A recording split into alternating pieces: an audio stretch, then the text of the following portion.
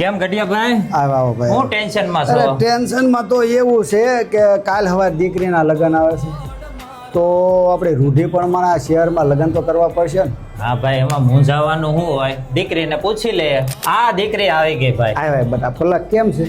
બસ બાપુજી. બસ હું કાકા તારી જ વાત કરતા હતા. તો દીકરી હવે તારા લગ્ન આવશે તો તારી કેવી ઈચ્છા છે લગ્ન કરવાની? બાપુજી, આપણે ભલે ને શહેરમાં રહીએ પણ મારે તો આપણી જૂની રૂઢિ પ્રમાણે જ લગ્ન કરવા છે. અરે બટા પલક તારી વાત તો હાચી છે પણ આપણે ગામડા જેવા સુરતમાં ક્યાં આવા લગ્ન કરીશું? અરે બાપુજી, તમારે કોઈ ઉપાધિ કરવાની જરૂર નથી.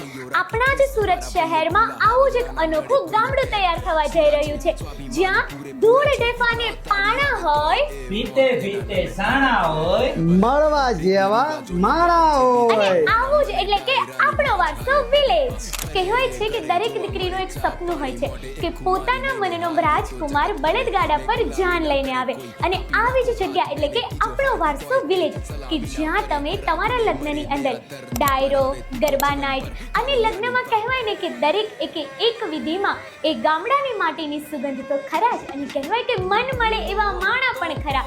તો શું તમારા ઘરે પણ પ્રસંગ આવે છે?